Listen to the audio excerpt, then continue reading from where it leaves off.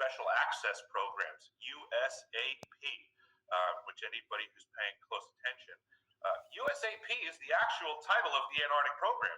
It's the United States Antarctic Program, USAP. It is a USAP program by definition.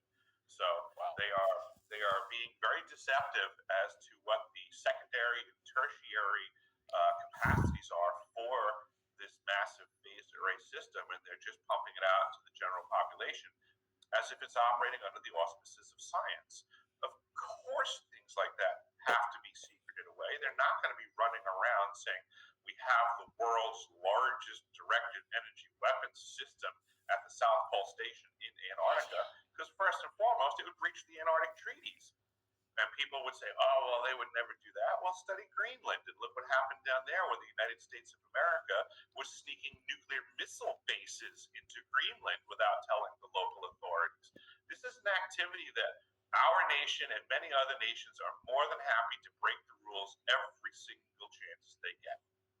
We've seen a number of these NEXRAD radar systems going off in bursts and basically directing Hurricane Helene into an area where the NEXRAD radar systems were not going off, being directed in a path. Of course, a lot of discussion about HAARP and how all of this plays into it. If you talked about the South Pole Station, the ice cube neutrino machine basically being HAARP on steroids, how would it likely be used? Louisiana, besides North Carolina, Hawaii, Hurricane Helene in the United States. Texas. I believe it would just be simple delivery of energy. That it is that simple. These systems themselves, we're just observing Mother Nature and the flow of her energies. We call it a storm. We call it a hurricane. It's just a matter of practice through the application and delivery from systems like this that have copious amounts of power available to deliver. It's just a matter of playing around and learning the targeting and reaction. It's application of intention and checking the reaction. And this is something that they seem to have gotten dialed in, whether it be through one singular system at the South Pole, or like we're seeing with the NEXRAD systems, or potentially through integrating with other HAARP platforms around the world. We just need to start to appreciate that this is exactly how it works and how simple it can be. Energy can be delivered wirelessly with great accuracy and impact, and we're witnessing it with our own eyes, and we need to start asking the right questions of the right people, and we need to stop being led by the nose by the misinformationists and disinformationists that fake news media, frankly, don't really have any skin in the game other than profiteering. It's a neutrino detector. Okay, well, what did it cost, and what's the price per neutrino detected, and what do we do with that information? What's the value in science that's the return on the investment for the average mortgage payer that's investing into this? What do we care where neutrinos are coming from? It doesn't seem to have much logic and reasoning to what we're being told its function is.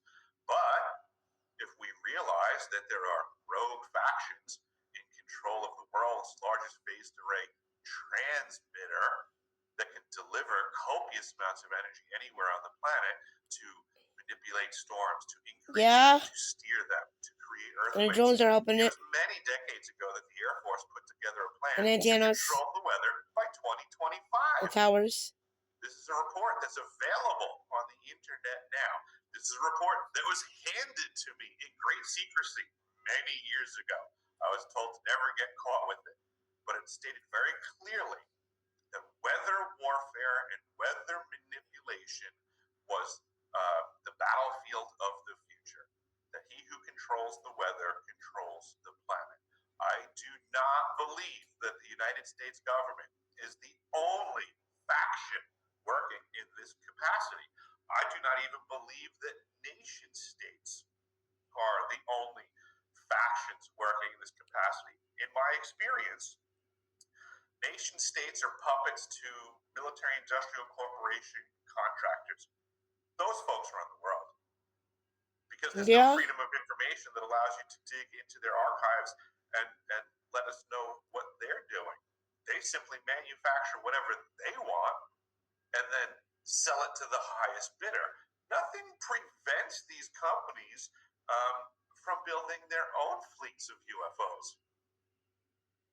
Nothing's stopping them from going off planet and mining asteroids if they want.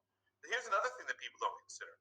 If we're not told that a technology exists, then it's not regulated.